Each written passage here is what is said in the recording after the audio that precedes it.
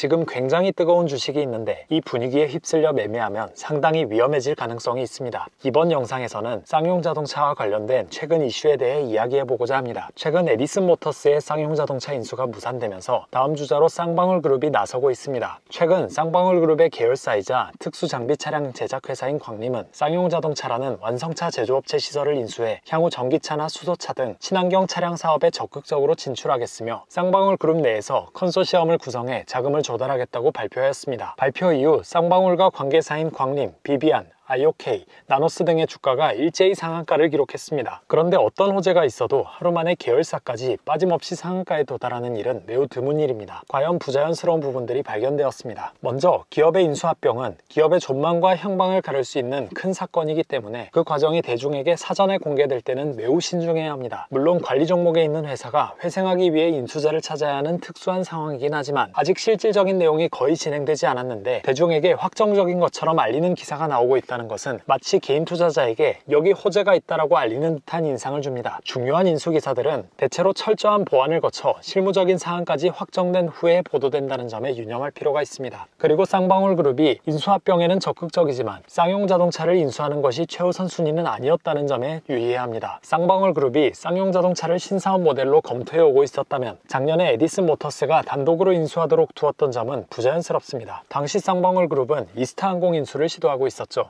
흥미로운 사실은 그때도 광림이 이동식 크레인 등 특수장비 차량의 강점을 들어 향후 항공물류 및 항공정비 사업에 적극 진출하겠다고 밝히고 컨소시엄을 구성해 인수자금을 조달하겠다고 언급한 점입니다. 최근 쌍용 자동차에 대한 언급과 상당히 유사하죠. 즉 쌍방울 그룹은 반드시 쌍용 자동차가 아니라도 적당한 네임밸류가 있는 회사라면 그럴싸한 이유를 들어 합병을 시도해 오고 있는 것은 아닌가 하는 합리적 의심을 해볼 수 있습니다. 쌍방울 그룹의 구조를 알게 되면 이 생각은 좀 더 확신에 가까워집니다. 대표회사인 쌍방울은 모두가 잘 아는 속옷 브랜드이죠. 속옷 시장은 성장 한계에 다다른 지 오래입니다. 특수 장비 차량 제조업체인 광림, 휴대폰 부품업체인 나노스, 속옷업체인 남영 비비안, 소프트웨어 유통업체인 포비스 TNC 등이 쌍방울 그룹의 계열사이며 서로가 서로에게 순환 출자하는 구조를 가지고 있습니다. 그런데 인피니티 NT는 현재 거래가 정지된 상태이며 올해 4월 8일 이후에 상장 폐지 여부가 결정됩니다. 이 상황에서 4월 1일 쌍방울 그룹이 쌍용 자동차 인수 의사를 발표하였습니다. 순환 출자 구조 때문에 4월 8일 이후 인피니티 NT가 상장 폐지되면 쌍방울 그룹 전체가 흔들리게 되죠. 하지만 쌍방울 그룹이 쌍용 자동차를 인수한다면 순환 출자로 엮인 모든 회사의 가치가 함께 올라가게 됩니다. 그러면 인피니티 NT의 상장 폐지 심사에도 유리한 방향으로 작용할 수 있고 전체적으로 저조한 실적을 보여온 쌍방울 그룹에 큰 자금줄이 생기게 될 것입니다. 이 관점에서 본다면 쌍방울 그룹은 회사 자체의 경쟁력 제고가 아닌 기업 인수를 통해 생명을 연장하고 있다고 해도 과언이 아닙니다. 설령 인수가 실패하더라도 그 과정에서 호재와 기대감을 이용해 주가를 부양하는 일종의 작전을 성공적으로 진행하는 셈이죠. 참고로 작년 이스타항공 인수 시에도 광림과 쌍방울은 상한가를 달성한 전적이 있습니다. 물론 쌍방울 그룹이 이번에야말로 자동차 사업에 제대로 임하기 위해 준비하는 과정일 수도 있습니다. 그런데 그렇다면 투자자들은 더더욱 이렇게 쉽게 환호해서는 안 된다고 생각합니다. 쌍용 자동차를 인수할 만큼 쌍방울 그룹이 재무적으로 안정되어 있는지 작년부터 쌍용차 인수에 참여할 수 있는 기회가 있었는데 그때는 이스타항공 인수에 참여하다가 왜 이제서야 비로소 쌍용차 인수에 관심을 보이는지 쌍용차는 내연기관 기반의 SUV와 픽업 트럭 분야의 전문성이 있는데 광림이 만들고자 하는 친환경 차량과 직접적인 관련성이 있는지 등등에 대해 면밀하게 검토할 필요가 있다고 생각합니다. 이 지점에 대해서 저는 충분한 납득을 하지 못했습니다만 투자자 개개인의 판단은 다를 수 있겠죠. 하지만 4월 1일 주식시장에서 보였던 과열은 이러한 기저의 문제에 대한 고민과 해답보다는 최근 부진했던 주식시장에서 갑자기 등장한 호재에 대한 투기적인 보상 심리에 가까워 보였습니다. 그럼에도 불구하고 이 사건을 통해 쌍용 자동차가 실제로 회생하게 된다면 이것은 사실상 쌍용 자동차가 새로운 회사로 다시 상장하는 것과 같습니다. 그렇다면 최초 상장된 공모주와 유사한 흐름이 있을 것이라 짐작해 볼 수 있습니다. 즉 초반에 뜨겁게 상승하지만 시간이 지날수록 당장에 알 수 없는 실적이나 매출보다는 심리에 의한 급등과 급락이 반복되는 패턴이 나올 것이라 짐작할 수 있습니다. 설령 지금 쌍방울 그룹 주식 매수 타이밍을 놓쳤더라도 추후에 쌍용 자동차를 저렴한 가격에 매수할 기회는 또 찾아올 것입니다. 쌍방울 그룹이 실제로 쌍용 자동차를 인수해서 회생시킨다면 말입니다. 최근 삼성전자로 대표되는 국내 주식시장은 큰 재미가 없었습니다. 그 와중에 와중에 갑자기 한국판 테슬라나 니콜라를 기대할 수 있을 것 같은 호재의 등장은 많은 투자자들에게 기대감을 불러일으켰을 것입니다. 하지만 어떤 관점에서는 실적, 재무 건전성, 불성실 공시 등의 이유로 위기에 처한 회사들이 그럴싸한 재료를 이용해 주가를 끌어올리려는 시도에 가까워 보입니다. 여러분의 생각은 어떠신가요?